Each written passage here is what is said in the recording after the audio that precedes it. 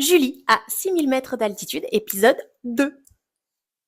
Je pensais que le plus difficile serait d'atteindre le sommet, mais en réalité, le plus dur a été d'accepter de faire demi-tour. T'as vu, j'ai mis du gloss sur ma bouche. Alors tu vas me dire, pourquoi un 6000 mètres d'altitude? Tout simplement parce que c'était un de mes rêves.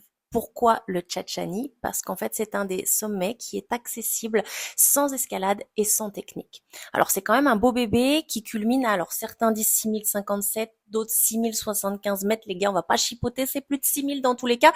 Et c'est dur! Voilà. En termes de préparation, d'ailleurs, j'aurais pu être un poil plus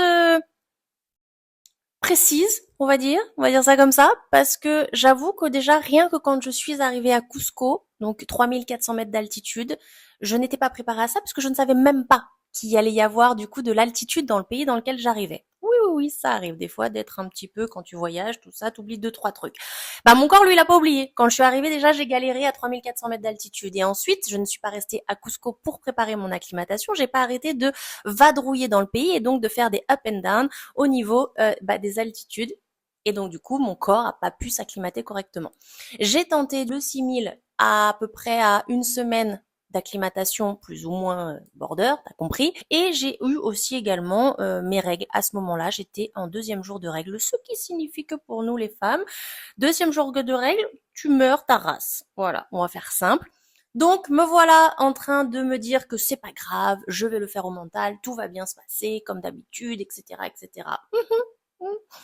Bah, tout ne s'est pas passé totalement comme prévu. Pourquoi? Parce qu'en fait, quand déjà je suis arrivée, tu montes en voiture jusqu'à 5000 mètres d'altitude et ensuite tu continues à pied de 5000 mètres à 5300 mètres pour aller jusqu'au camp de base. Déjà, pour monter en voiture à 5000 mètres d'altitude, mon corps était en train d'être en PLS. Je me suis dit, ça va être dur, ça va être compliqué. Plus je te rajoute l'histoire des règles, n'est-ce pas?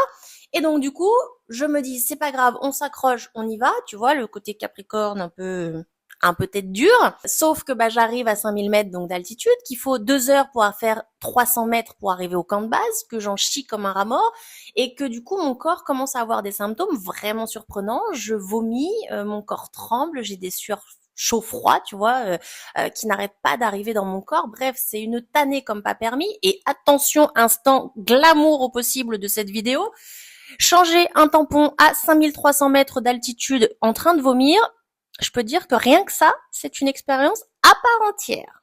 Bref, tout ça pour dire que j'arrive à 5300 mètres d'altitude et qu'à un moment donné, eh bien, il va falloir que je prenne une décision puisque ça ne peut pas continuer comme ça et que je me rends compte que je ne serai pas capable de faire le sommet, d'arriver aux 6075 mètres d'altitude le lendemain. Donc en fait, le moment où tu comprends que continuer serait une erreur, je peux te dire qu'intérieurement, quand c'est un de tes rêves, ça pique sévère.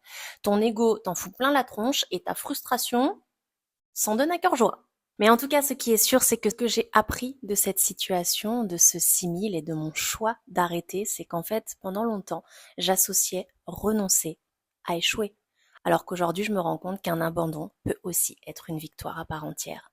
Et je pense que c'est important de faire le lien avec la vie de tous les jours et de comprendre que souvent, on s'accroche à une ancienne identité de nous-mêmes juste parce qu'on a peur de l'abandonner. Alors pour terminer, je dirais que ma plus grosse leçon de cette ascension, c'est de comprendre que grandir, ce n'est pas toujours aller plus loin. C'est parfois savoir s'arrêter avant de se perdre.